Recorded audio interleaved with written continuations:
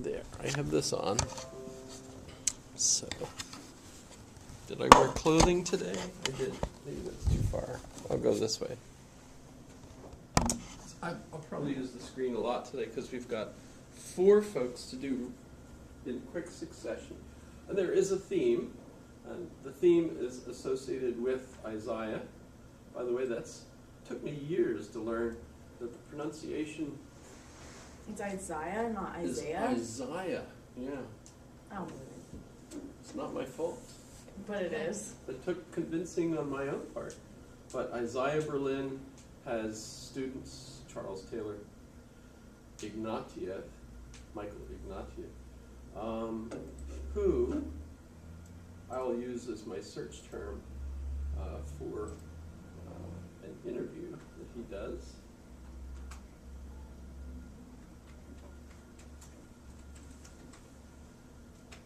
Because it's what? No video. So okay, so this is an hour long.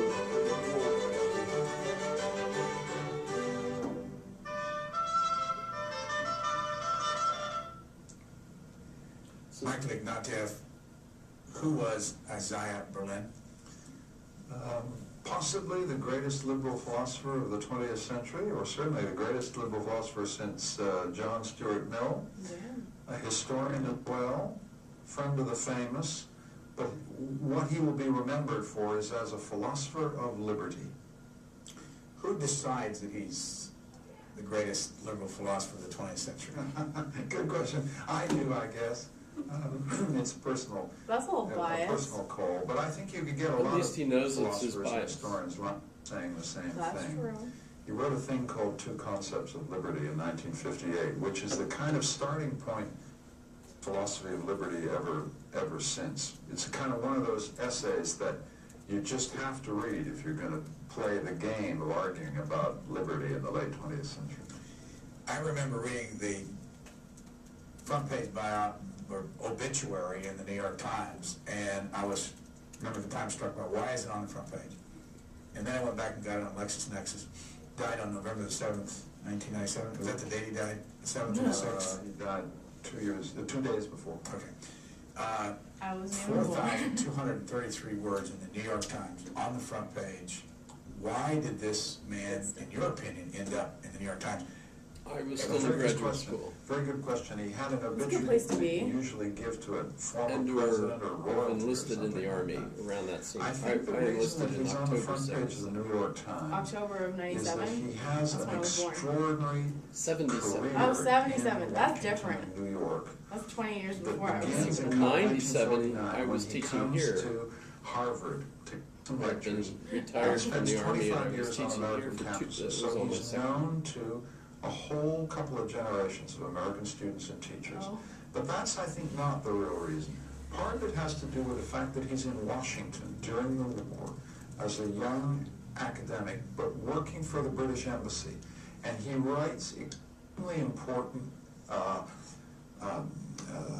dispatches for Winston Churchill on the state of American political opinion in Roosevelt's Washington, right?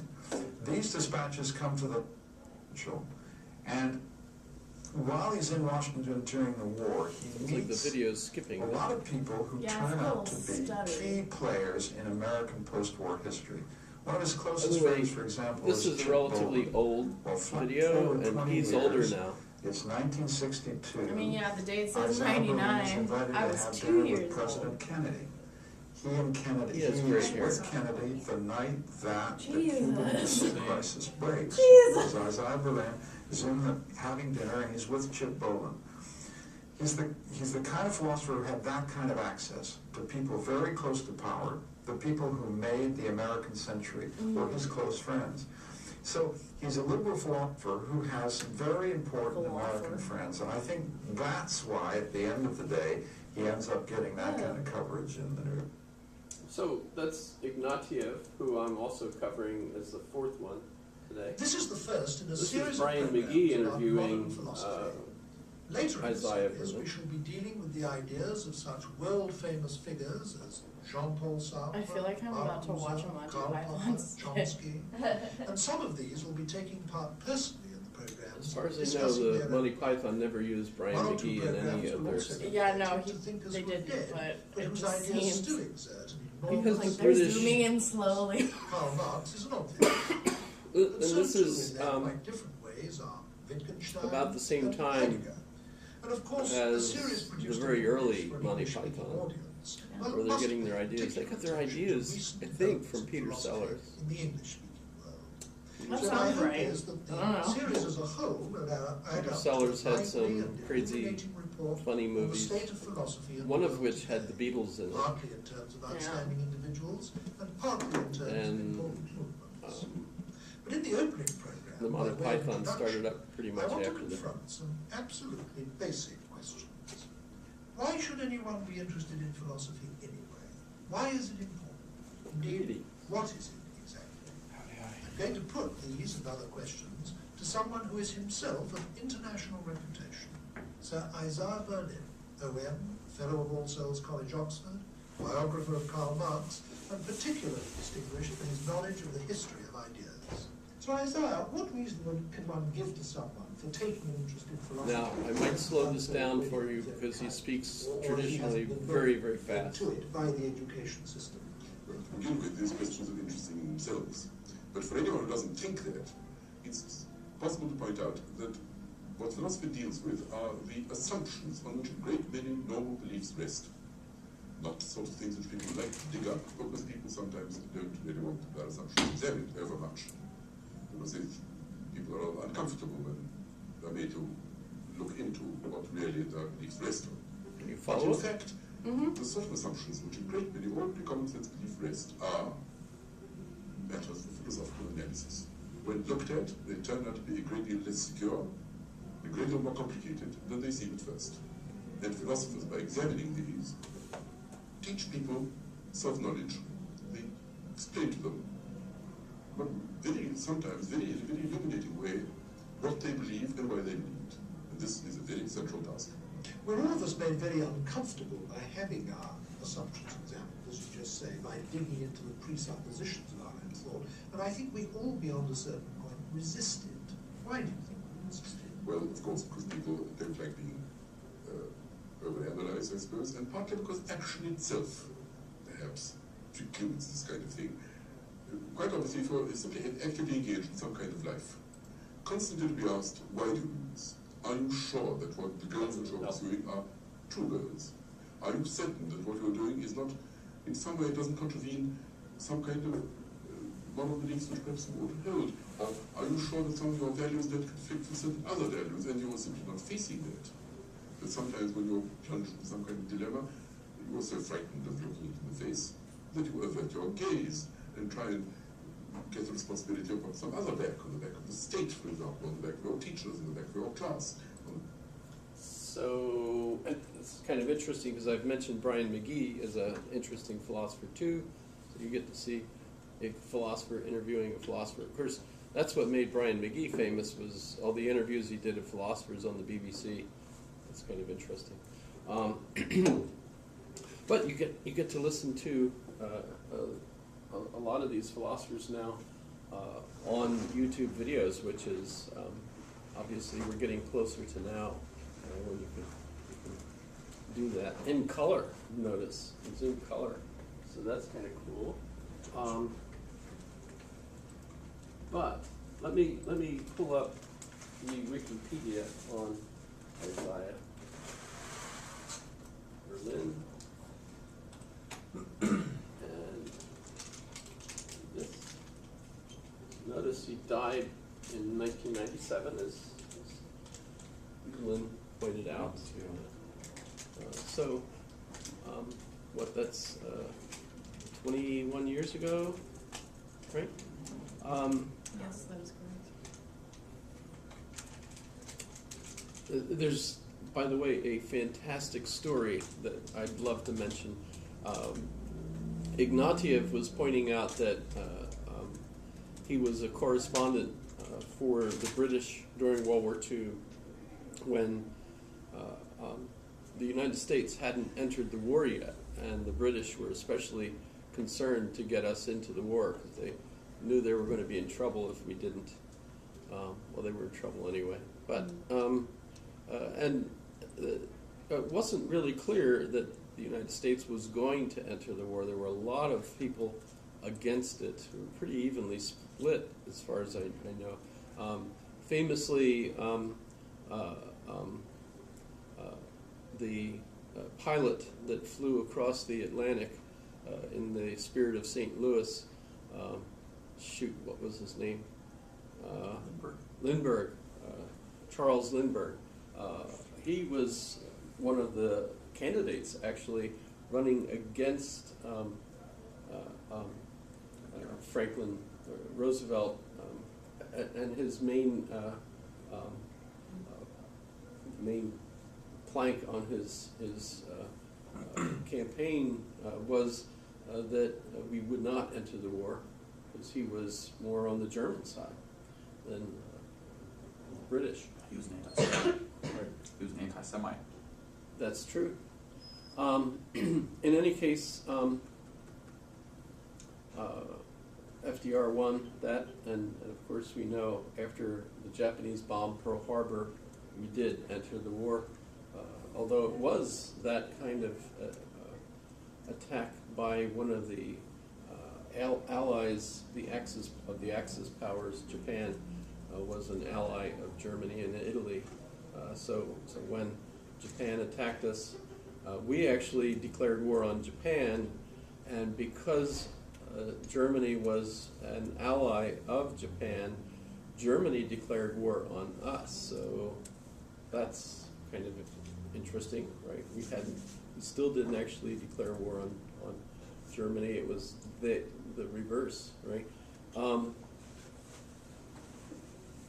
But so Isaiah Berlin's task really was to report, and in all the conversations he had with the various dinners and so on, was trying to, of course, encourage people to come in on the side of the British.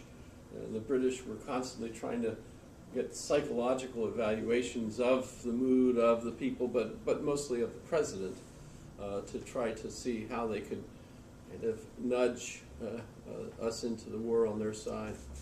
And so Isaiah Berlin's reports were very significant, very important, and after the war, there was a dinner party where Churchill was informed that I, Berlin was in town, and he had never met him, and so he asked him to come to the dinner where he would be able to meet a lot of the people that had been reading his dispatches and were anxious to see him. And so Berlin comes to the dinner party, and everybody's all starting to ask him questions about what he had written and their favorite parts of what he had said, and he seemed very confused, didn't quite get what was going on. Finally, one duchess said to him, "So what do you think was your best work?" And he looked at her and he said, "White Christmas." So they had the wrong I, Berlin. They had Irving, right? White Christmas. That's hilarious. Irving Berlin. And They invited the wrong one. so they invited the wrong I, Berlin. They got. That's a little awkward. Yeah, it was, but it's a great story, So, but that's okay. In any case, so after the war, he did end up becoming a teacher. In fact, a very important person in the school. By the way, he was the first Jewish student at Cambridge, I believe. Let's go back to, because there were some. And it's also interesting. His family was originally from what became the Soviet Union, but Riga. and then they moved to Petrograd, which, by the way, is also Leningrad, which is also St. Petersburg, or I think it's Petersburg without the Saint now. I'm not sure. I think it's still St. Petersburg. Is it still St. Petersburg? It was Leningrad for a while, because he was actually, if you check the dates, you'll see he was there during the Revolution, 1917. So he witnessed this as a child, and his family was wealthy enough, father smart enough to have moved his funds to England. So when they finally left to escape the communist regime, they didn't do it empty-handed, as a lot of people, of course, did, because remember, even Marx in his 10 points about how to set up communism, one of the points is anybody that leaves doesn't get to take any of their wealth. And so the communists did try to enforce that. But of course, if you were smart enough to put lots of money somewhere else beforehand, then you were okay. And so once they get to England, the father sets up what becomes a precursor of the department store, which we don't see very many of those left. But that was a new thing at the time and became a very lucrative business. So the family was fairly wealthy, and Isaiah was very studious, picked up English. It's kind of interesting. There's an interview asking him about how he learned English and some of the first phrases. As I recall, his first phrase that he really enjoyed was "Daisy, Daisy, give me your answer due. I'm half crazy over the love of you. It won't be a something marriage. I can't afford a carriage, but something on a bicycle built for two." Right? I forget how, but if you're familiar with that, but it's funny listening to him because, of course, he had an accent. You probably hear that as he was speaking. He still has an accent. In any case, he learned many languages. Brilliant student, brilliant scholar, brilliant teacher. And as Ignatieff pointed out in the first interview I showed, his specialty really is the history of ideas. And the way he wrote the books, really, it kind of puts into practice the way Hegel's description of the philosophy of history goes. It becomes kind of a story, where you've got all this interaction between all the main characters and a lot of the other characters, right? So his books really establish a kind of practice which, in choosing who I selected today to deal with, we've got Isaiah Berlin first, we've got Charles Taylor next, and in fact, let me move on to Charles Taylor for you. There is an annoying problem when you look up Charles Taylor. You want to go to philosopher, because if you go, He's a dictator too. yeah, there's some other folks out there that, of course, I'm not talking about. But so here's a. What kind of religion do you think makes sense in a secular age? Well, it depends where. I mean, we have to, but let's say, if we're talking about the West, really, which I'm interested in my book, except because I really was not trying to talk about India and China, I was trying to talk about here. And that's a really complex question, but I think it's really worth going into.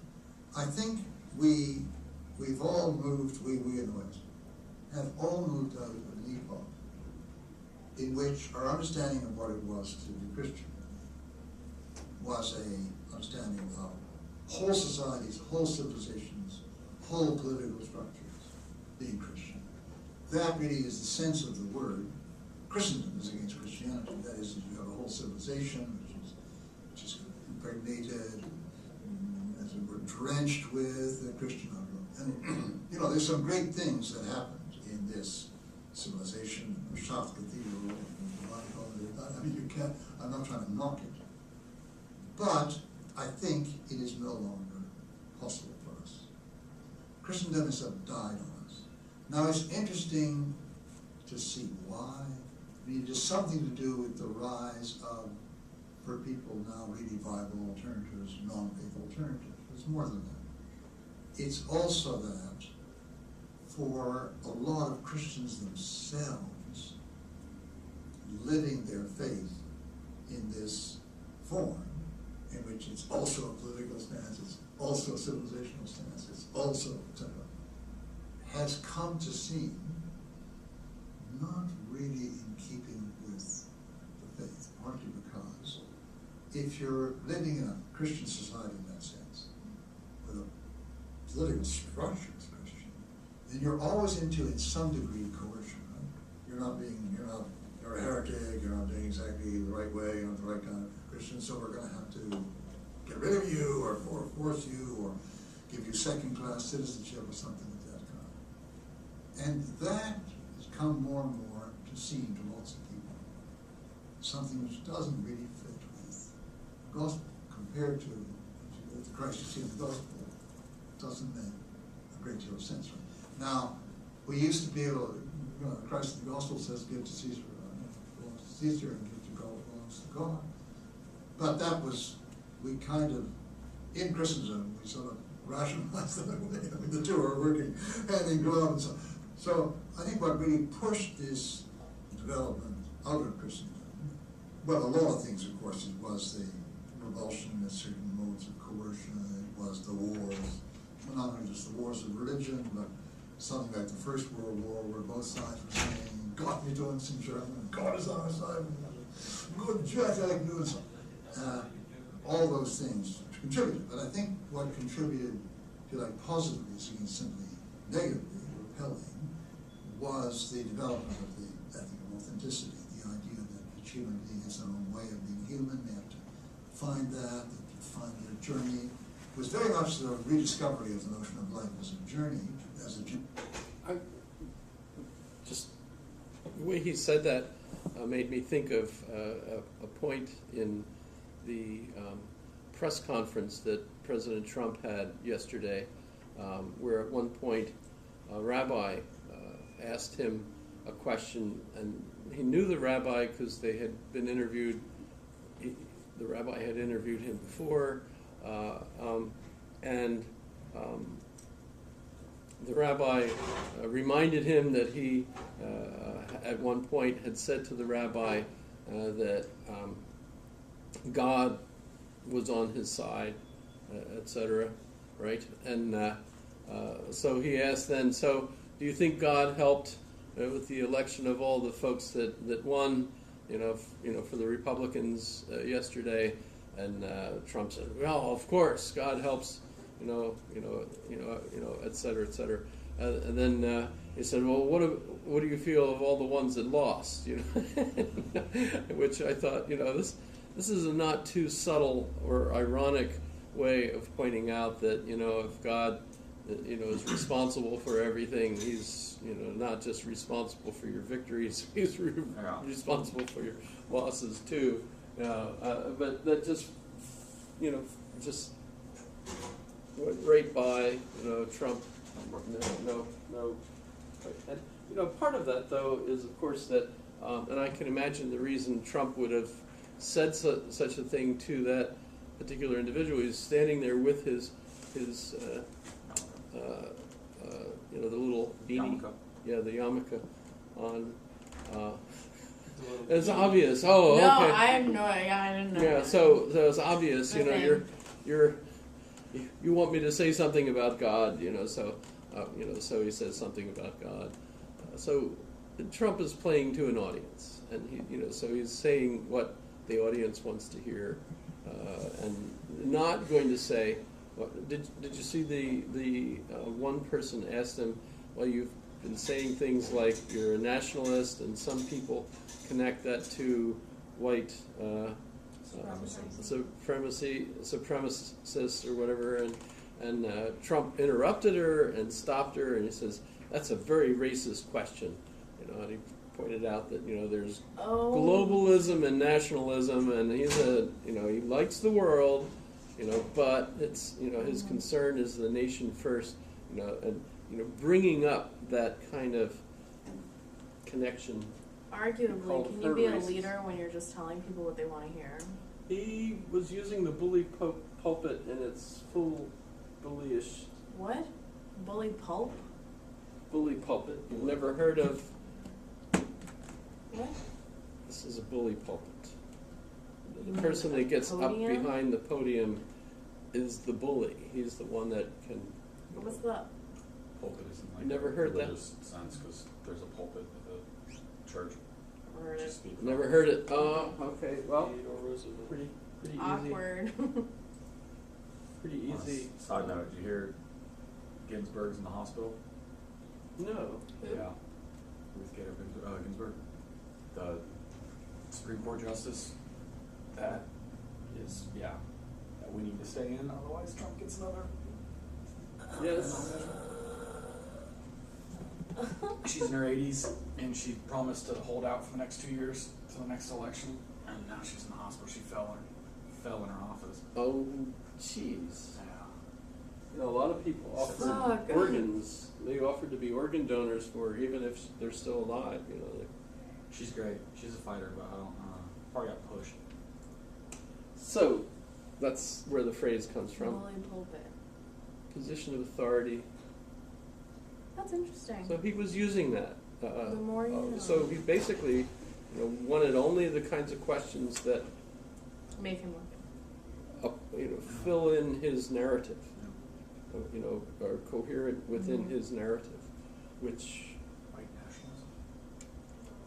Well, he doesn't want that to come. He doesn't want that to be the focus of that.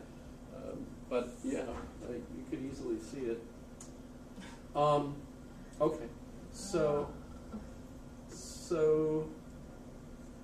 Okay, so you could read these guys separately, of course. Tons of books out there, as you can imagine. All of them write profusely. Take a look at. So the list here, his first book, he was kind of pressured into doing it because of his position, and he hadn't published, so he did finally publish Karl Marx, which is basically a biography and kind of analysis of Marxism. The Age of Enlightenment, The Hedgehog and the Fox, which, by the way, a lot of people use that expression, because the hedgehog knows one thing, whereas the fox knows many things. I think, did I get that right? Something like that. But it was taken seriously, etc. So a lot of folks make a comparison, calling different types of leaders. He's a hedgehog, and that guy's a fox, etc. That kind of thing. And by the way, the hedgehog is the winner in that comparison as far as Berlin is concerned. Here's 4 essays on liberty that was mentioned by Ignatieff, Vico and Herder, and other Russian thinkers against the current. You get the idea, I guess. The crooked timber of humanity, that's a phrase that Kant used. Out of the crooked timber of humanity, nothing straight can be made. So basically, human beings are not corrupted, but flawed. Yeah, excellent. Sense of Reality, Proper Study of Mankind, Roots of Romanticism. I used that book in a course that I taught here, actually. A really great book. But you get the idea. So lots and lots of books. Meanwhile, he was also, besides teaching, he was a very important individual in, actually created a school. How the universities in England are really like single building colleges that, so you don't go to the university, you go to a college like Magdalen or the New School, which is like from the 1770s, something, but he created a new one and was president of that college until he retired, etc. So But the main thing is that you don't just like argue philosophy. Instead, you're looking at all of the events, all of the leadership, all of the wars, all the history, and you're kind of pulling it all together so that what you're trying to do is make some sort of sense of the whole sweep of history, right? So he's writing a history of thought that's philosophical. It's become the philosophy of the times, because if you study Hegel, wonderful quote from Hegel was that reading the morning newspaper is now our morning prayer. So the way post-Hegel that you understand what God is trying to do is by understanding what's actually happening in the world, right? So you don't just sit in an armchair and contemplate. Instead, you have to be immersed in everything that's going on and understanding how the dialectical process, the social spirits, in the sense of a culture of a people, the culture of the times, the zeitgeist, how is it moving, right? So if we analyze what's going on in our country right now, we could say that for 8 years the pendulum, what the heck are we talking about? The pendulum, swung to the left, and now the pendulum is swinging to the right. So the pendulum is really the spirit of our culture, and in a sense, it's really quite tight. If you looked at the races yesterday, there were some that had like 62% for one particular person, but an awful lot of them were neck and neck. And every time more votes came in, they kind of swapped positions. So if you were trying to figure out, they were, the next senator in Arizona will be this person, but then the next time you looked, it had switched to the other person, and back and forth a couple of times. Some of those races are still, I think, waiting for recounts and things of that sort. Only had 40% voter turnout in Alaska. Yeah. Again? Lowest since 1984 or something. This, like yesterday? What the fuck is wrong with people? 40%.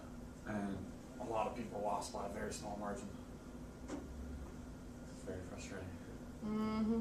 Except for the people I voted for, they kind of lost by because they were A lot. local. Yeah. Okay. Like Elise lost by a little bit. Yeah. Vegas lost by 7 or 8%. Yeah, Yeah. it's not actually. Yeah. Ballot measure 1 lost by a good bit. Mm-hmm. That's what I worked on for the last 6 months. So Yeah. I've been very Yes. bummed the last 2 days. Yeah, I came in and I mentioned, last night was a really sad discussion at our table because Oh yeah, your taste. they had all been up. 2 of the guys had spent their time at Elise's party. Yeah, I was there. Mm-hmm. Yeah, so I don't know if you got a chance to meet John Havelock or Bert Kuchow. They were there. By the way, they both decided they're leaving Alaska. Not permanently, but they're still going to keep their house. Don't let me here, but- Don Young in. Yeah. Well, Bert said he's worried that We're still a red state, while he's guys. away, he'll come back and discover his house has been broken in, and he's not sure. Eventually, he's going to need to stay here because he won't have any stuff left. Because crime, is I don't know. But the reason he said that was because he thought, all those people that won't have social services anymore will, basically taking whatever they want. Interesting thought on his part. He could also go back to Germany, actually, but That's my next stop after this. I'm going to jump the ship myself. I'm staying right here, and if I do any traveling, it will be with my Oculus Rift. You won't go back to Europe again? Well, I still have some relatives there in case we need to go to funerals, but I don't foresee us doing that. So. No? Besides, I don't even have my passport. I'd have to go get a passport. I never had one. What? Really? Never had one. Yeah, What Well, are you gonna do when you need to escape the country? Well, I was in the military. I was, of course, overseas, but my military ID was all I needed. Really? Because when I was in, you still needed, obviously we had our military ID, but you also needed a government passport. As well as your normal passport, I which is just- stupid, because that's technically a My, government passport. my Yeah, wife wait a did. second, there's a and the difference kids between a had. government passport and a passport? So we had passports for the rest of the family, but I just showed my ID card. That was, that was all I needed, but, Graduate school in Europe, that's the plan. that's cool. That is really cool. You might get to study with Zizek for, in person, that would be fun. But don't sit up in the front row, because I'm sure he spits. Oh. Yeah. Although, who knows, maybe some of the DNA could. Oh, no, stop. Oh, God, let's just not. Okay. So you get the idea. The third person I have listed today is, of course, Fukuyama, who I think I've mentioned a couple times, Yeah. although Let me need to read him, is he? he's fantastic. Is it? Yeah. Lots of books, though, of course. If I go Fukuyama and look at his, you usually get a sense of that when you hear people introducing him. They introduce all the things he's done. The one that made him famous was 1992, End of History. Notice he's younger than me by a whole year. Wow, 1952. Wow, October. Yeah, so it's more than a year actually, because I was born in August of '51. Is that weird? I'm always kind of like measuring my lifespan against all these other No. folks, and just I do it all the time. Which I think you do that the older you get, which is probably not healthy. But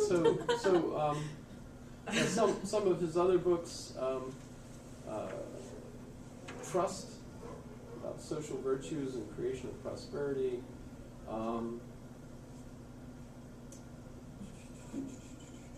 Doesn't look like they have them all listed right there that way.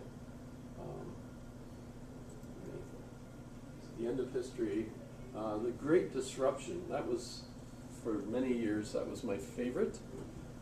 And that came out roughly at about the same time as Bowling Alone by Robert Putnam. And so the theme between the two of them was how our society is no longer maintaining the social networks that were really important to our social stability.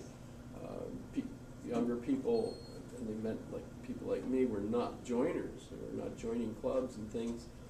Me personally, that wasn't true, because I joined the Masons while I was in Germany. But You're a Mason? I am. I took the 3 degrees while I was in Berlin.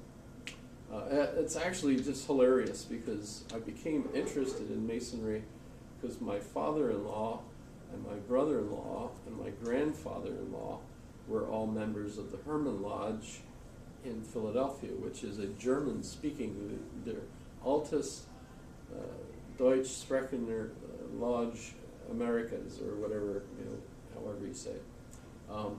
So I was interested, and they weren't going to support me because they said because they're all the rituals in German, and so they said your German's not good enough. It wouldn't work, right? And so, Hermann Lodge? Okay, pardon? Hermann Lodge? Hermann Lodge, yeah. Hermann Lodge. They meet in the big temple in Philadelphia, right next to the Philadelphia. What do they do? I know it's supposed to be secret, but let's get the details. I feel like nowadays you guys just go in there and talk about the game or something.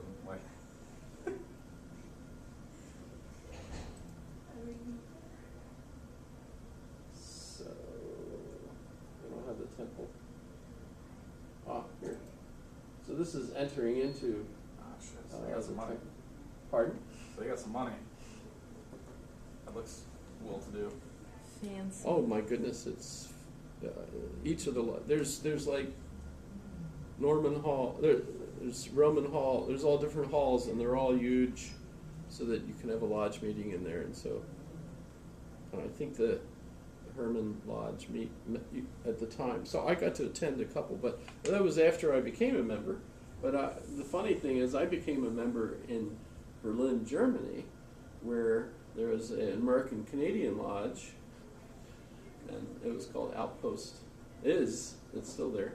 I'm still a member. And so I became a member of an English-speaking lodge in Germany. So I didn't join in the United States because it was a German-speaking lodge, and my German wasn't good enough at the time. It probably still isn't. But in any case, I did just fine. Because there is a lot of memorization of the rituals and stuff. And I did pretty good. And all that sort of thing. I actually went up. I was the senior warden for 1 year. I was in line to be the master of the lodge the following year, but that's when we left Germany. They were encouraging me to stay, but I had a new assignment to Fort Meade, which was absolutely, the hub of intelligence, and so I said no. I wasn't really that inclined to all that responsibility either, So it was great that I got to leave. All that was just peaches and cream for my career, actually. But so yeah, here's one of the lodge, that's Solomon's. So you can imagine. What are the requirements to join the Masonic Order? Pardon? Like, what are the requirements? You have to be like landowning or like? To join the lodge? Yeah, the Masonic.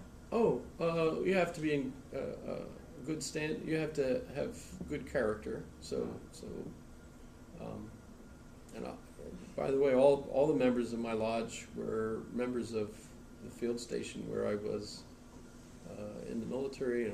Everyone has clearances, so and of course I was working with the people that in fact, the master of the lodge when I started was also the NCO in charge of my floor. So that's kind of intriguing how that all worked. But you have to be recommended by members of the lodge. One or two have to suggest that you be added. It's really not hard. You just basically have to know people and supported. And of course, there's dues that you have to pay, and you have to pass the degrees, which is really just memorization. Which you get like a month in between each degree, so you basically have plenty of time to memorize the ritual, etc. So it's really a fraternity. It's not really a society, a secret society. It's a society with secrets, and the main reason the secrets are there is to make sure that you can tell who's actually a member. And that's your code. Yeah. So you have basically it's the ritual itself that turns out to be the way that you can know that someone else was a member. So that's kind of intriguing, my own little story. But when you look, let me get back to Fukuyama, because so the Great Disruption, are people joiners? And remember Robert Putnam's book Bowling Alone was probably even more famous at the time.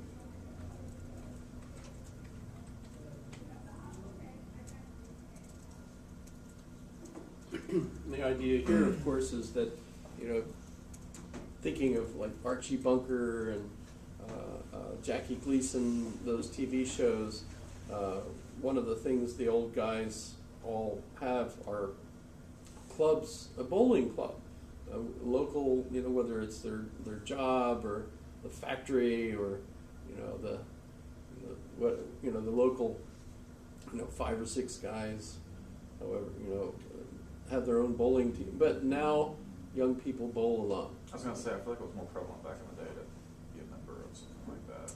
Yeah, but I mean, that was traditionally the way subgroups held together within communities. And there were lots of different kinds. We still have them. Our community has, the Seroptimists, Generally older people. the Elks, the Lions. We have all these that are, and frankly, the way you step up into positions of responsibility in the community is by being a member of such a community group, and that, of course, flows into the political scene, because you could be a member of the party, show up at things, and of course that's how you end up becoming noted. And if you're, liked by people, they might recommend that you step up to take a particular office, and then the party supports you. Of course, there's multiple parties, you end up with, election, but as you can see, our community is very well dominated by the Republican. We have a Republican governor, Republican House, Republican Senate, Republican Why are you saying representatives, Republican and so many times? the federal Senate, and This is too much. of course Don Young is Stop. now in his 24th, will be in his 30s. He's been in for 30-something years. This is longer than my lifespan. That should be illegal. I think he's longer than 30. 30-something. Yeah. Doesn't He matter. was like 35, 36. This is like 20-something. Well, this is his term, and they're 24th 2-year terms. 24th term, We're and going- they're 2 years apiece, so How that's many? 48. He's 48 What? a year. I don't believe it. He's old. Old, sir. 80. He's gonna die in office. Why wouldn't you just retire? Like, he gets a crazy pension. He's served in Congress since 1975. 59 years! Are you kidding? Wait, no, that's someone else. That is someone else. Time out. What says? Okay. Yes. Look, he looks old. I'm gonna Wait. join some fraternity when I'm older. Okay. Plan. Wait, young. He's 84. Yeah. 1973. He lost the election in 72. John Havelock's in his mid-80s or so. John Thurman served up until it's like the 80s or 90s. Wait, so how many years is that? 73? I'm not going to do the math. I don't believe that it's 59 years. Well, so the Great Disruption, Bowling Alone. Notice how I'm including those philosophically. They're still writing about the change in our cultural geist, as Hegel talked about it. So that's the same kind of history of ideas that, is how do you understand the way the spirit is changing, right? And what inspires people to change. Understanding that kind of dialectical process is what their books are about.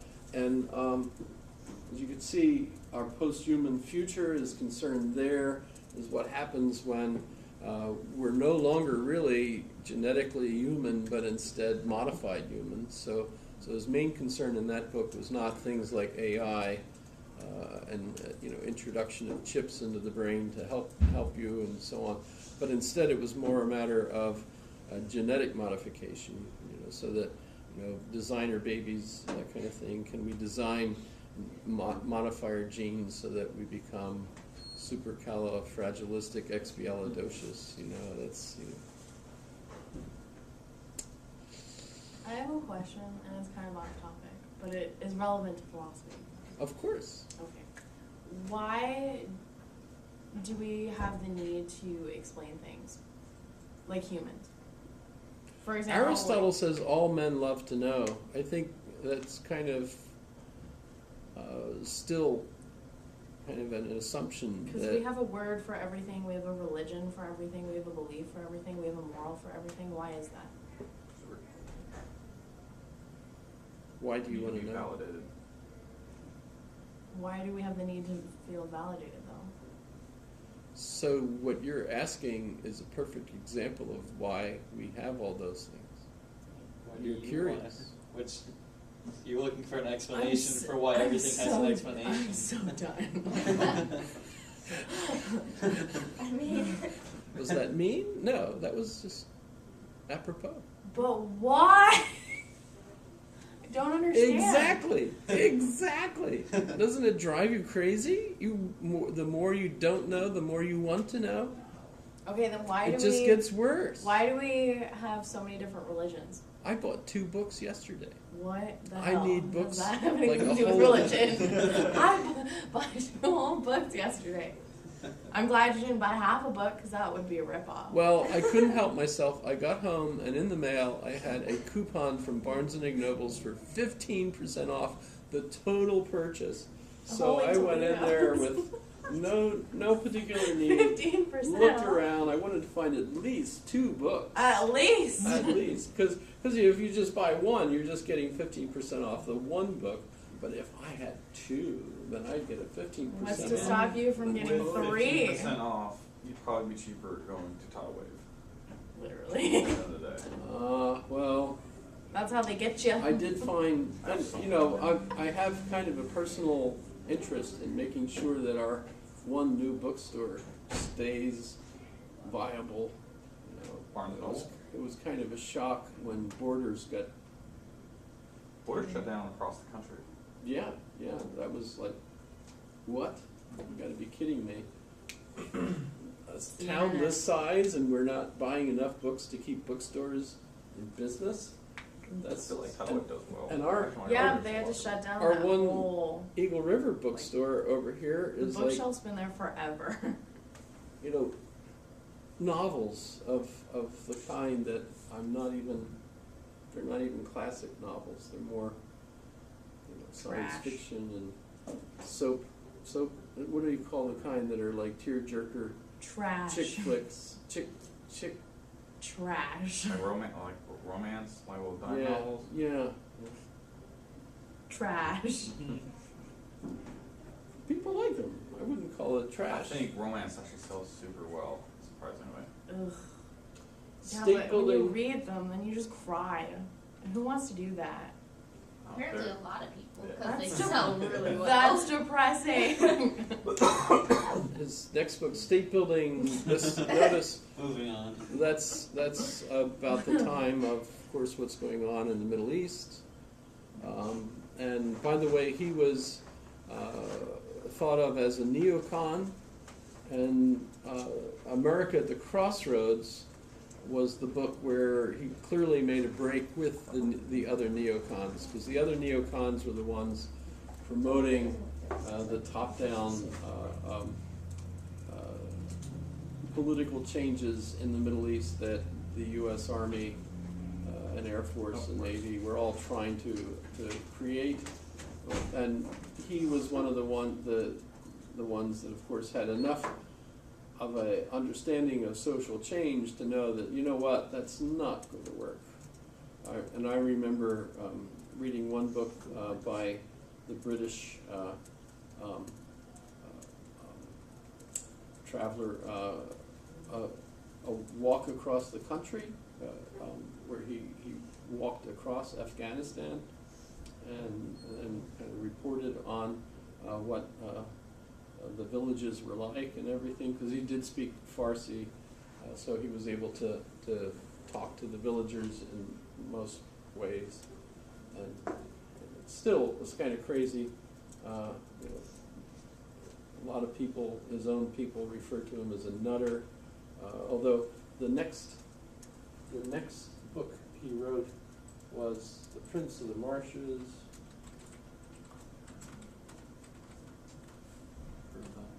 You've heard of that one?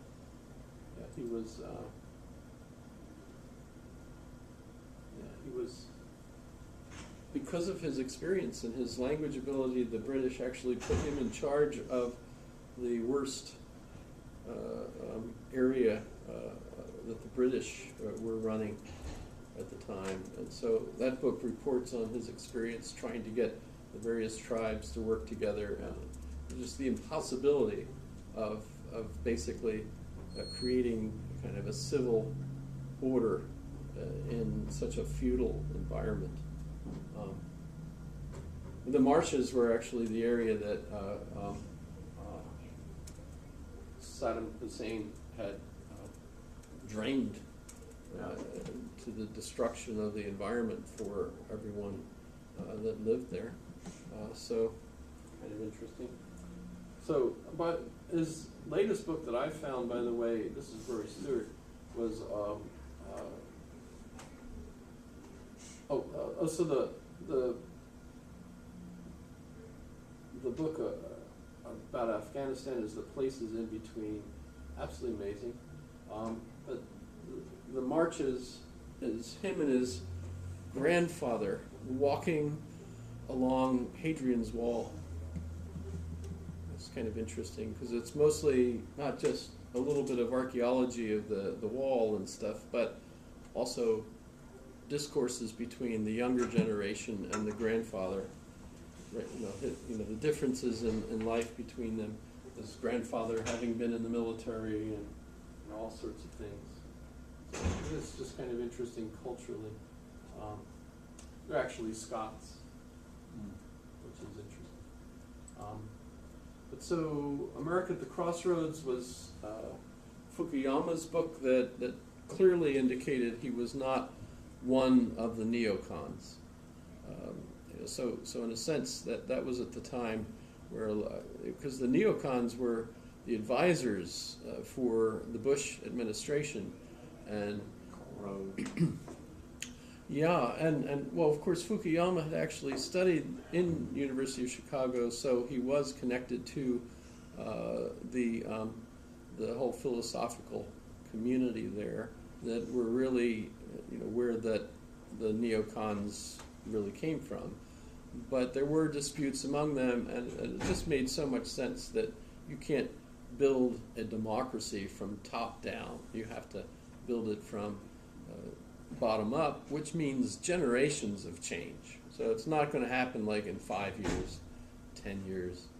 In fact, until you get that educational process started in the youth, especially among the girls, that you're not going to transform that society.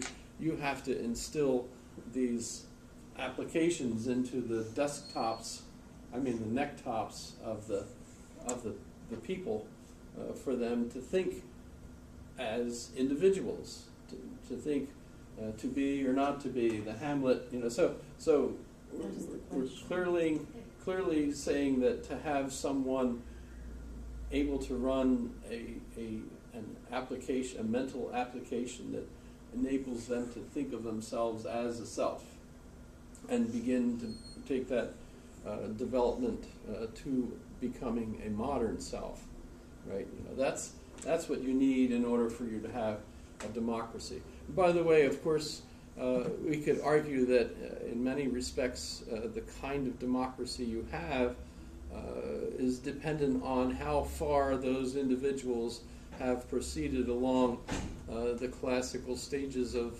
what the Germans called Bildung, because unless you get to the point where you can step back and view yourself as a self in a particular context, and in a sense separate yourself from that, be kind of working from a meta level, looking at how your belief, as Isaiah Berlin was explaining, what does philosophy teach?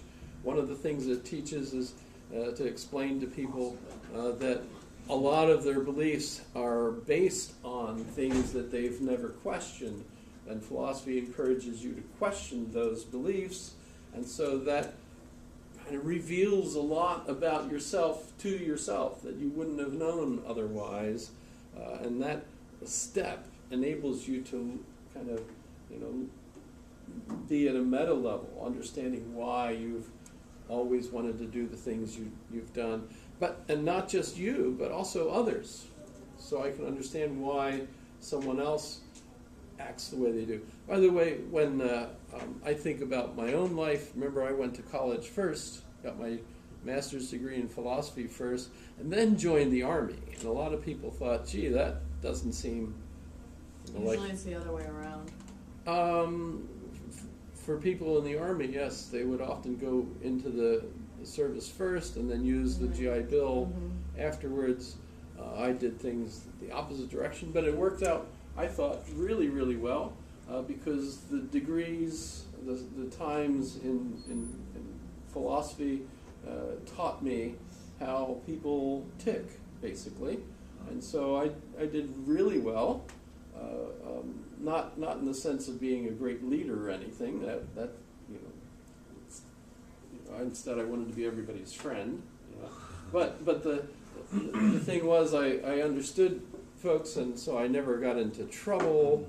Really, I never. Just makes help. Yeah, I mean there was just all sorts of wonderful opportunities that just kind of fell into place because I knew how to negotiate, I knew how to interpret, to kind of predict the way people were going to behave, etc.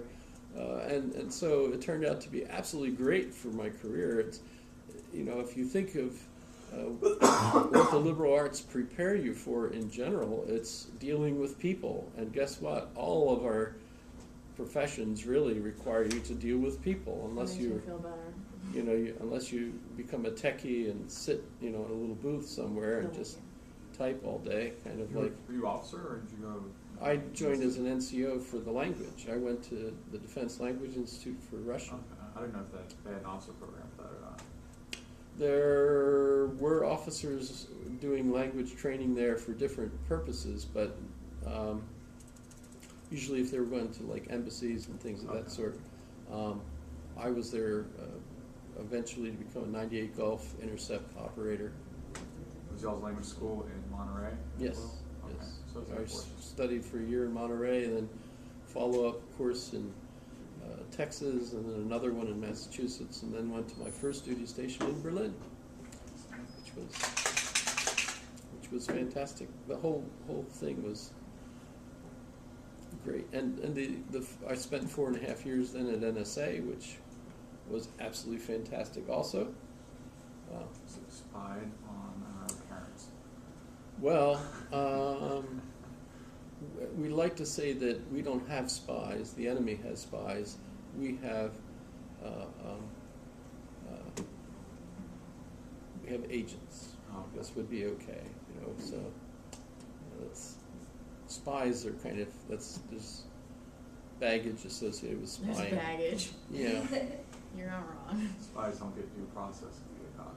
Yeah, but and then here, and this was my third duty station, and Oh, you were at the Fort Ridge. LPG? Yeah. Oh no. Well, yes. What Although is it? my unit's operation facility was the SCIF on Fort Ridge, which is still there behind the Burger King. I know where that is. Do you know what the elephant cage is? Yeah. That's some We NSA would thing. go up there every once in a while and sit, do stuff. But and then following that, the Army offered me a trip to Hawaii, Go. which was great. We spent 3 years in Hawaii, and then Good assignment. I had retirement.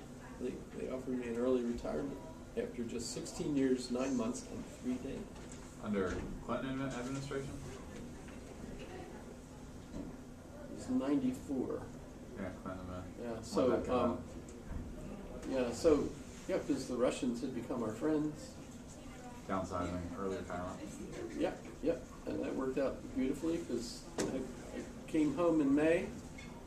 I was still in the military till August, but I came home in May because I was on terminal leave. So we got home and I walked into the philosophy department at UAA and I dropped off a letter asking if I could teach. They called me the next day and gave me 2 courses. I've been teaching at UAA ever since, so that's kind of cool.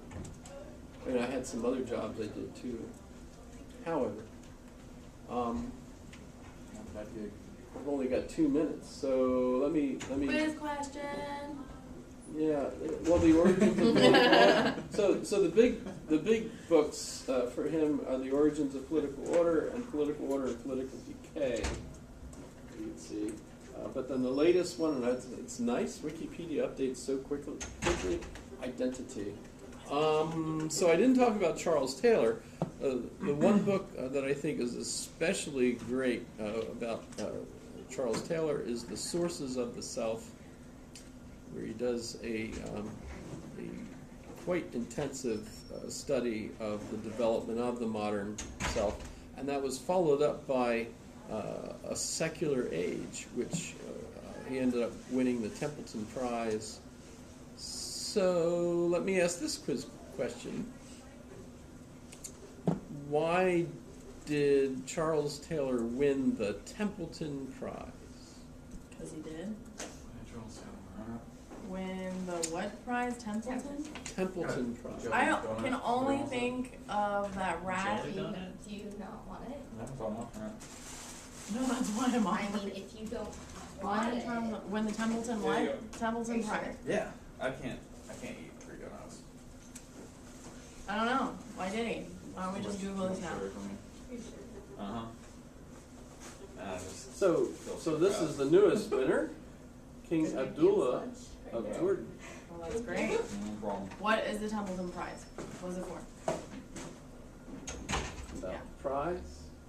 Honor the living person who has made an exceptional contribution to affirming life's spiritual dimension. Okay, so he must have contributed in affirming life's spiritual dimension to the world. And that's why he won. And he was alive, so he qualified. And that's why he won it. Yeah, There he's you go. still alive. Well, there you go. Oh, is he really?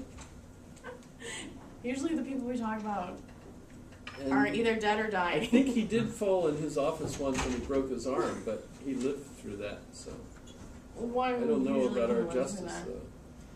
I assume he contributed to affirming life's spiritual dimension.